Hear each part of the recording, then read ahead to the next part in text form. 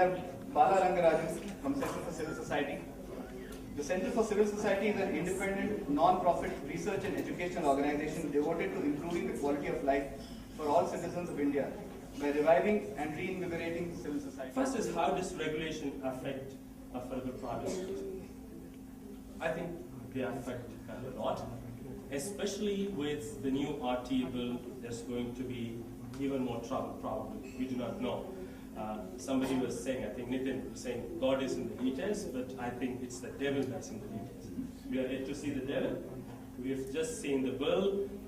There will be rules and regulations that will be framed by people who have never been teachers, who have never been edupreneurs, who have nothing to do with education, but people who are bureaucrats. Yeah? So they know more about education than you all do, I guess. Anyways, I think whether the RT becomes an act eventually when it's notified and what problems it will bring will be more or less akin to what problems we have now. The three key problems I see here is, number one, the legislations that regulate the private school sector are obsolete. For example, the Delhi School Education Act is from 1973. In 1973, I think Delhi did not even have 1/4 of the population it has now. We did not have the kind of migrant population. We did not have thousands of slums. We did not have even enough government schools. So the Education Act was primarily made to promote private schools in one sense. And at that time, to ask for 800 square yards of playground was realistic. But today, if you have 800 square yards in Delhi, you must be crazy to start a school.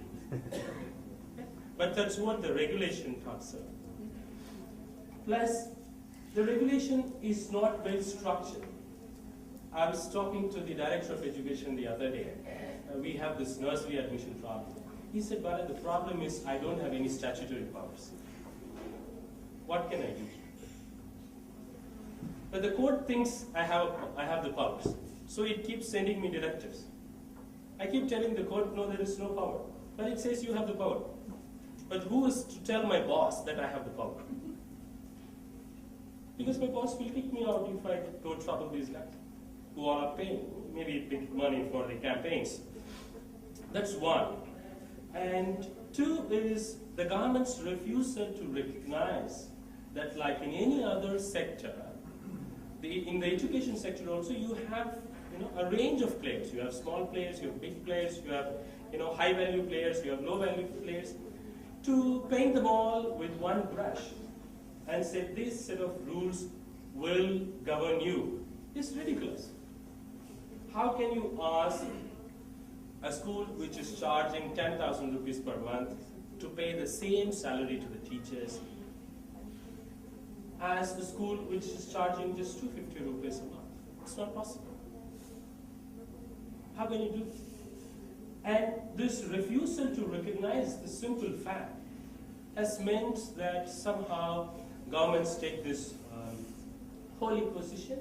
Education is good, public good, whatever, and you're not facing reality, which has resulted that you have thousands of unrecognized schools which are not even in the ambit of, in the legal ambit. So even if the government wants it, can't do anything about it.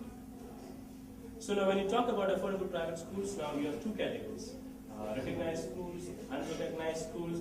If you're an unrecognized school, nobody can ask you any question.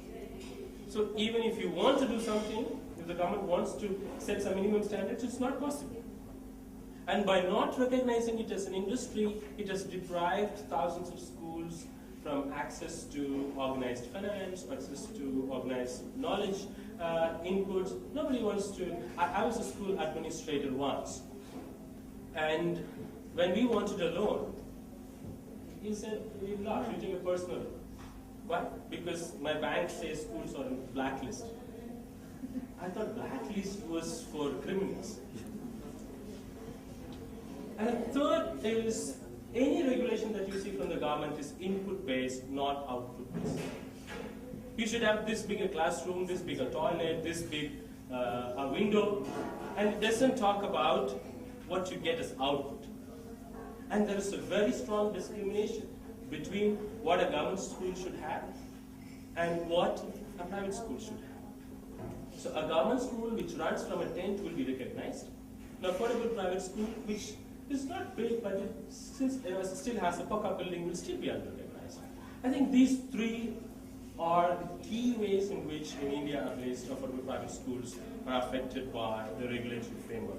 So how do we change this? What would be the best way to engage the government? I think we need to again here identify three problems that we will face when we engage the government. The first is the fear of change. Politicians are shit scared of change. They don't like change. You know, what the minister once told me, I know we all are traveling by ambassador, it's old technology, but it's running. Why get a new car and my driver doesn't know how to drive? It makes no sense. And there is a huge political cost to pay in changing. Why? Because your powerful interest groups, teacher unions. The government teachers are the ones who become electoral ballot agents. Don't forget. A party which is in the good books of the government teachers has a clear advantage. So if you go to Tamil Nadu and talk about, performance-based pay or accountability for these teachers, well, you are in the wrong place. And very powerful beneficiaries. 40,000 crores is the kind of money that the government spends, only the central government, every year on education. You can imagine. For every egg, if there is a 5% profit, what kind of money people are making? Yeah? I leave that to your imagination. And the third problem is we all are not united. We don't have any concerted effort. We all are bickering here, but once we go out, I don't know how many people will, after the speed networking, have any email exchange. So I think the solution, the way forward, the best strategy would be again three. First of all, we all should know how the regulatory framework works, what kind of mechanism is followed by the government to make the legislation, the who, what, and when. Today, I've been getting a lot of calls from a local television bureau of the Delhi television set asking, we want to fight about the nursery admissions. The government has issued a new advisory. And then I sent a mail to my office. They said they are calling us also, we are trying with the schools. The schools are saying they haven't, but they heard from other schools, so they have stopped admissions. Yeah? And then I got a call from one of the deputy directors of the education department. What have you been telling the media? We don't even know. In Delhi, if you have taken land because you're building a school at a subsidized rate from the government, then you have to reserve 15% of the places for economically weaker section, EWS. Even schools which have not taken are following this because they do not know that they didn't have to follow.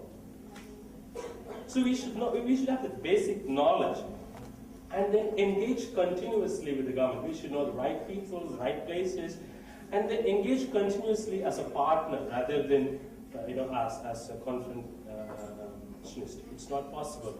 You will never be able to win over the government. You can only be realistic. Which means, my last point, which means that we need to make a concerted effort to change our image. Because if you take any newspaper, you will find that school owners are depicted as villains. Private schools, they charge huge amount of fees, exploitation of parents, exploitation of teachers.